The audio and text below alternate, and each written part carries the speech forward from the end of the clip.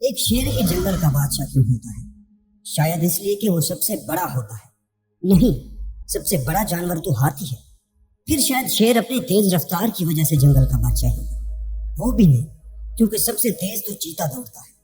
پھر شیر جنگل کا بادشاہ اس لیے ہوگا کہ وہ سب سے زیادہ شاطر اور سمجھدار ہوگا۔ لیکن نہیں، سب سے شاطر جانور تو لومڑی ہے۔ تو پھر سوچنے کی بات تو یہ ہے کہ اگر شیر میں ان میں سے ایک بھی خوبی نہیں ہے تو پھر وہ جنگل کا بادشاہ کیسے بن سکتا ہے؟ نہ ہی وہ سب سے تیز ہے، نہ ہی وہ سب سے بڑا ہے، اور نہ ہی سب سے شاطر ہے۔ تو پھر کیا وجہ ہے اسے بادشاہ بلانے کی؟ صرف اور صرف اس کی سوچ۔ شیر بادشاہ اس لیے نہیں ہوتا کہ وہ تیز، سمجھدار یا بڑا ہوتا ہے۔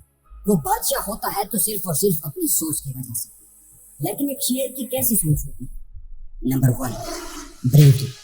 اگر ایک شیر کو کبھی 10 لکڑ بگے دکھے گی تب بھی وہ کبھی ہار نہیں مانے گا۔ وہ اپنی آخری سانس تک لڑے گا، اپنے خون کے آخری قطرے تک لڑے گا، لیکن کبھی بھی کسی بھی قیمت پر وہ اپنی ہار تسلیم نہیں کرے گا۔ بے شک آپ کسی لکڑ بگوں کے تھم سے نہ گرے ہوں، لیکن آپ کی زندگی میں ایسے لوگ ضرور ہوں جو آپ کے زندگی میں کچھ بڑا کرنے کے یقین کو توڑنا چاہتے ہوں، جو آپ کے کسی سپنے پر یقین نہیں کرتے ہوں، جو بس اسی انتظار میں ہیں کہ کب آپ ان کے سامنے اپنی ہار قبول کرتے ہیں۔ اور جس دن آپ نے ہار مان لی، آپ ایک شیر سے ایک بھیڑ بن جائیں، ایک ایسی بھیڑ جسے لوگ جیسا چاہیں گے ویسے استعمال کریں گے۔ لیکن اگر آپ لڑو گے، اس زندگی کے لیے لڑو گے جو آپ جینا چاہتے ہیں، تو آپ کے راستے میں آنے والا کوئی بھی انسان آپ کو روک نہیں پائے گا۔ فرق نہیں پڑتا آپ کے کتنے لوگ وہ ہارے، لیکن جب تک آپ خود ہار نہیں مانتے تب تک آپ کبھی نہیں ہارے۔ ایک لائن کی دوسری سب سے بڑی مینٹالٹی ہے فوکس۔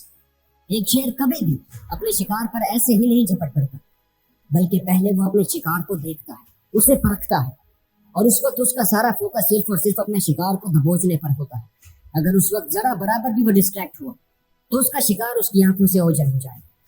زندگی میں آپ کا جو بھی شکار ہے، آپ کی جو بھی منزل ہے، آپ کے جو بھی گولز ہیں، تو اپنا سارا فوکس اور ساری انرجی صرف اور صرف اپنے گولز پر لگاؤ، کیونکہ اگر آپ ذرا بھی اپنے گولز اور اپنی ڈیسٹینیشن سے ڈسٹریکٹ ہوگا تو آپ اپنی منزل سے کتنا دور ہو جائیں گے آپ سوچ بھی نہیں سکتے۔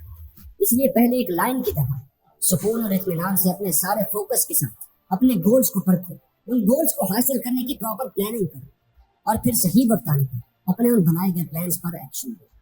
Number 3، lion doesn't concern himself with the opinion of sheep. یعنی ایک شیر کبھی بھی یہ فکر نہیں کرتا کہ بھیڑیں اس کے بارے میں کیا سوچتی ہیں، یعنی کبھی بھی دوسروں کی رائے سے اپنے فیصلے مت بدلو۔ میں یہ نہیں کہہ رہا کہ کبھی کسی کی بات ہی نہ مانو، نہیں، بلکہ جب لوگ آپ سے یہ کہیں کہ تم کر کیا رہے ہو، یہ تمہارے بس کی بات ہی نہیں ہے، کبھی بھی ایسے لوگوں کی باتوں سے ڈی موٹیویٹ مت ہو۔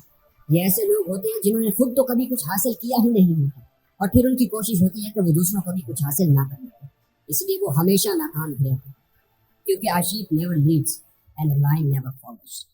ایک بھیڑ کبھی لیڈ نہیں کر سکتی اور ایک شیر کبھی فالو نہیں کر سکتی۔